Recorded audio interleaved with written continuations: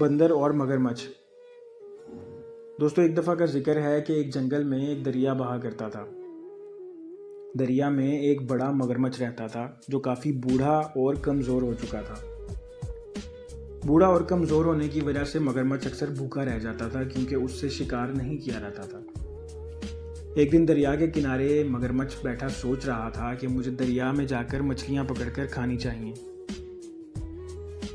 اس نے دریا میں جا کر مچھلیاں پکڑنے کا فیصلہ کیا۔ جیسے ہی وہ دریا میں گیا تو اس نے بہت کوشش کی لیکن ایک بھی مچھلی نہیں پکڑ سکا۔ وہ تھک ہار کر واپس خشکی پر آ گیا۔ خشکی پر آ کر اس نے کچھ دیر سونے کا فیصلہ کیا۔ وہ نیند کی غنودگی میں سو رہا تھا کہ وہیں پر درخت کے اوپر بندر بھی رہتا تھا۔ بندر وہاں بیٹھا بیر کھا رہا تھا جس کی خوشبو مگرمچھ تک پہنچ گئی۔ مگرمچھ جاگا اور اس نے بندر سے پوچھا کہ تم کیا کھا رہے ہو؟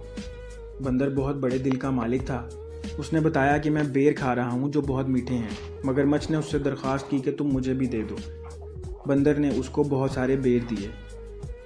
مگرمچھ بیر کھا کر بہت خوش ہوا کیونکہ وہ بہت بھوکا تھا۔ مگرمچھ نے بندر سے کہا کہ ہم دونوں کو دوستی کر لینی چاہیے۔ بندر نے اس کی بات مان لی اور ان دونوں میں دوستی ہو گئی۔ وہ دونوں کافی وقت ایک ساتھ گزارتے تھے۔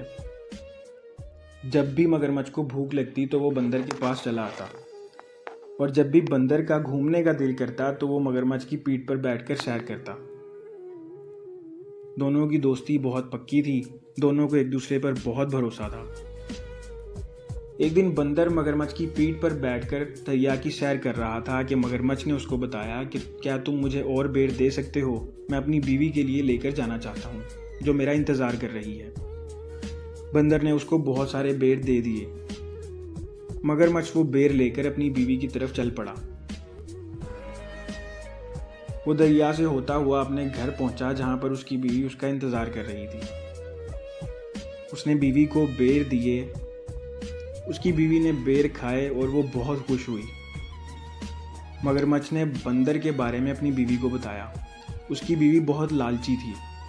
اس نے اپنے شوہر یعنی مگرمچھ سے کہا کہ میں تمہارے دوست کو کھانا چاہتی ہوں۔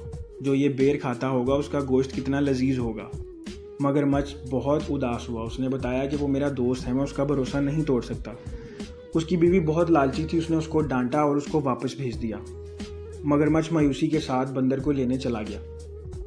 وہ بندر کے پاس پہنچا تو اس نے اس سے جھوٹ بولا کہ میری بیوی نے تمہارے لیے بہت سارے پکوان بنائے ہیں، تو آج دوپہر کا کھانا تم ہمارے ساتھ کھاؤ۔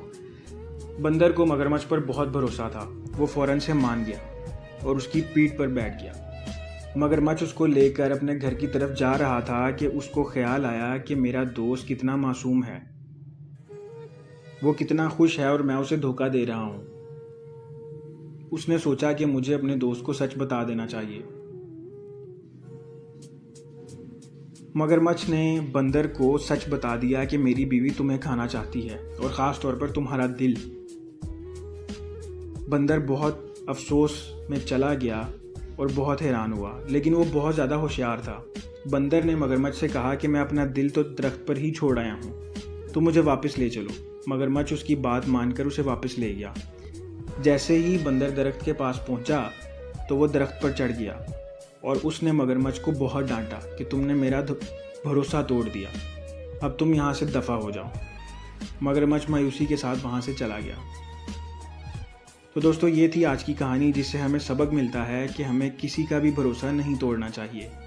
تو چینل کو سبسکرائب کر دیں، ویڈیو کو لائک کر دیں اور بیل آئیکن کو بھی دبا دیں۔ بہت شکریہ۔